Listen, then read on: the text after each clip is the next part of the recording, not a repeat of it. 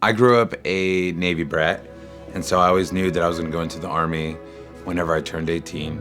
I went overseas to Baghdad, Iraq from 2005 to 2006 with the 101st.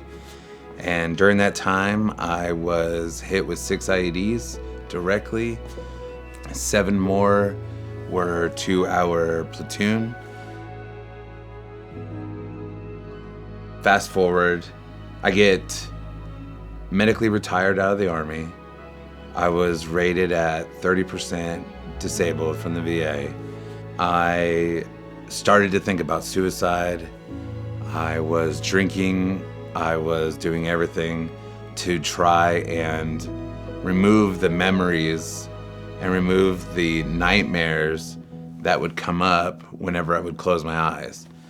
In October of 2022, I had a breakdown. So I went down, I talked to my wife, and we went to the VA walk-in center. Her first response, just like before, was, we can get you on sertraline, we can get you on these pills to get these thoughts kind of dulled out while you wait 2 months for someone to talk to. And at that time, I felt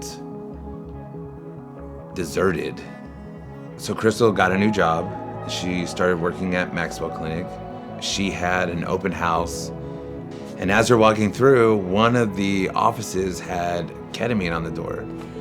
It was interesting to hear about how the brain reacts to the ketamine, because going through the cognitive processing therapy, I started to really understand how PTSD works and how it encapsulates that memory.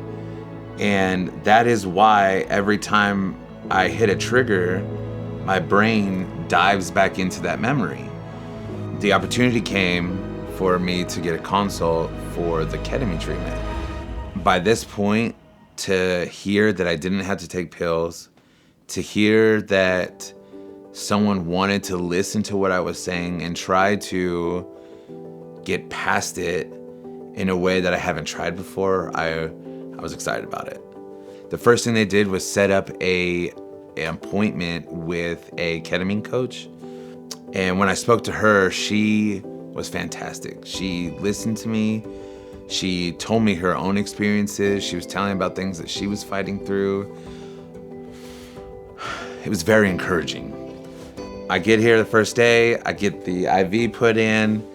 You sit in the chair, they turn on the soundtrack of like instrumental music, and you get a mask.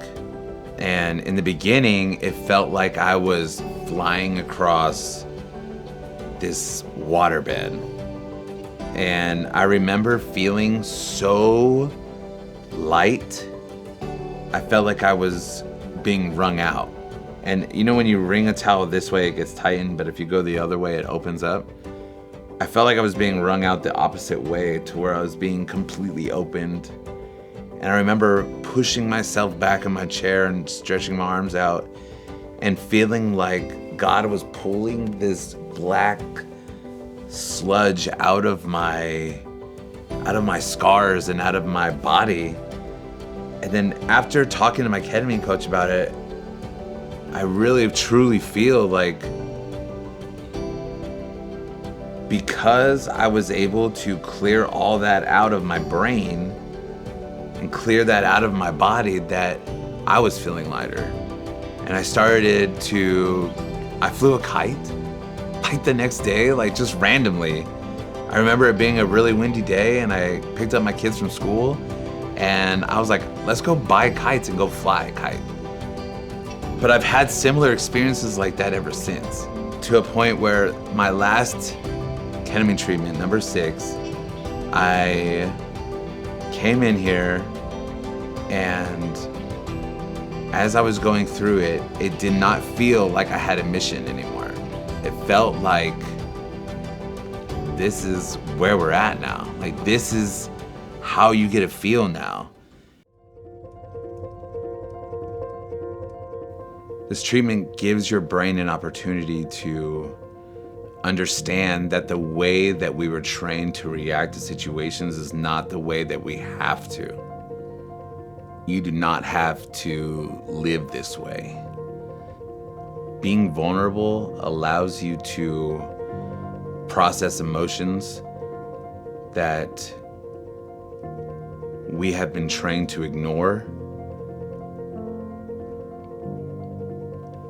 And once you're able to communicate those feelings,